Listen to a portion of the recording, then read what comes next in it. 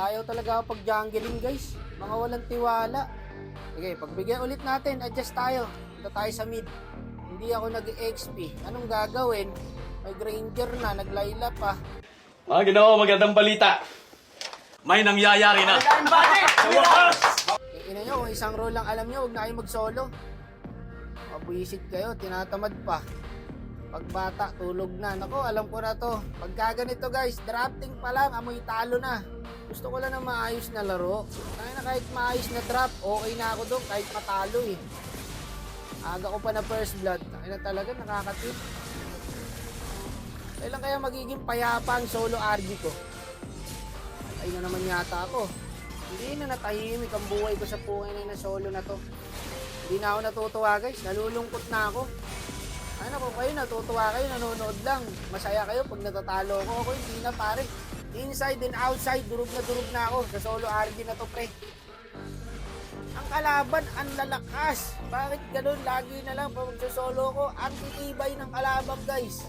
Tapos yung kakamping ibibigay sa'yo, 2 core, 2 tank, 2 mage, 2 MM, minsan 3 MM pa. Inang yan guys. Palagi na lang. Hindi na ako natuwa sa solo na to. Wala talaga.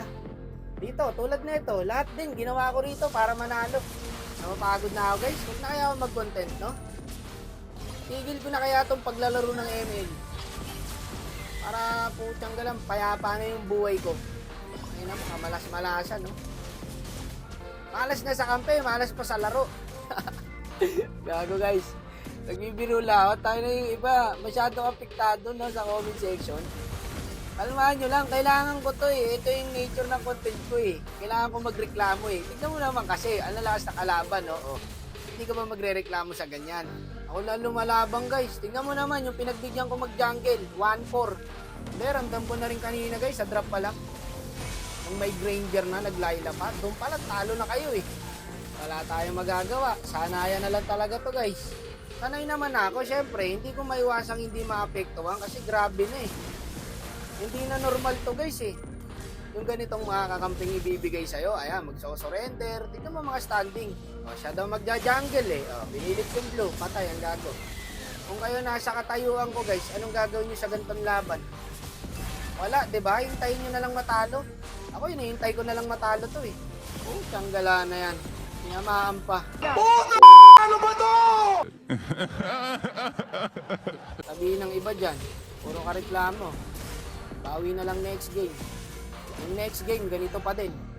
0-4, 1-6, 1-4, 2-6. Magtatrash token pa. Hindi ka ba magre-reklamo dyan? Anong babait nyo naman? Hindi ako mabait eh. Pasensya na kayo ha. Nagpapakatotoo ko dito guys sa content ko. Kaya kung nakikita nyo akong naiinis, legit po na naiinis talaga ako. Okay? Hindi ako plastic. Hindi ko pinaplastic yung mga supporters ko rito para na mag-abuse.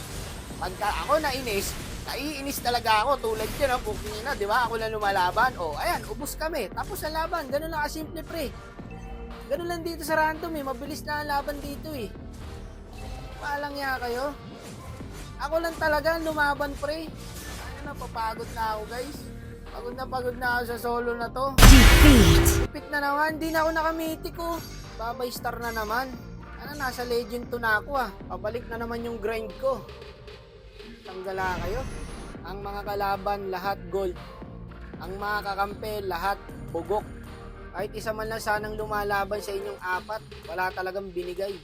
Walang yan. Kailangan talaga 4. Pwede namang isa lang o kaya 2. Kahit papano sana kaya pang buhatin. Pero pag 4, nakakasama na ng loob. Tangina, nakakasama ng loob.